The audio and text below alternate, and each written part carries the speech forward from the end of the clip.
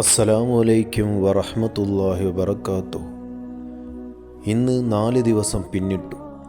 ആദ്യ ദിവസത്തെ ആവേശം, ആദ്യ നോമ്പിൻ്റെ സന്തോഷം ഇപ്പോൾ അല്പം കുറയുന്നുണ്ടോ? സത്യം പറയൂ, നീ ഇപ്പോഴും സ്ട്രോങ് ആണോ? അല്ലെങ്കിൽ പതുക്കെ സ്ലോ ആകുന്നുണ്ടോ? ഇപ്പോഴാണ് യഥാർത്ഥ പരീക്ഷണം തുടങ്ങുന്നത്.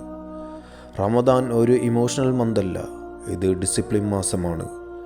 ഡേ 1 എക്സൈറ്റ്മെൻറ്റ് കൊണ്ട് നമുക്ക് നിൽക്കാം. പക്ഷേ 4-ാം ദിവസം മുതൽ ഡിസിപ്ലിൻ ഇല്ലെങ്കിൽ നമ്മൾ സ്ലിപ്പാകും. നീ ഇന്നലെ ഖുർആൻ വായിച്ചു, നീ ഇന്ന് ഫോൺ കുറച്ചു, നീ ഒരു സിൻസിയർ ദുആ പോലും ചെയ്തു നോക്കിയോ? ഒരു നിമിഷം ചിന്തിക്കൂ, ഇത് നിൻ്റെ അവസാന റമദാനാണെങ്കിൽ അള്ളാഹു നിൻ്റെ പേരിൽ എഴുതിയിരിക്കുന്നത് ഇതാണ്, അവൻ്റെ അവസാന അവസരം. അപ്പോൾ നീ എങ്ങനെ സ്പെൻഡ് ചെയ്യും ഈ മാസം? ഉറക്കം കൊണ്ടോ, സ്ക്രോളിങ് കൊണ്ടോ, അല്ലെങ്കിൽ സുജൂദ് കൊണ്ടോ?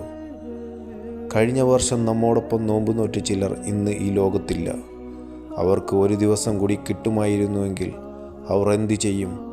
ഒരു ആയത്ത് കൂടി വായിക്കും, ഒരു സജദ കൂടി ചെയ്യും, ഒരു സിൻസിയർ തൗബ കൂടി പറയും.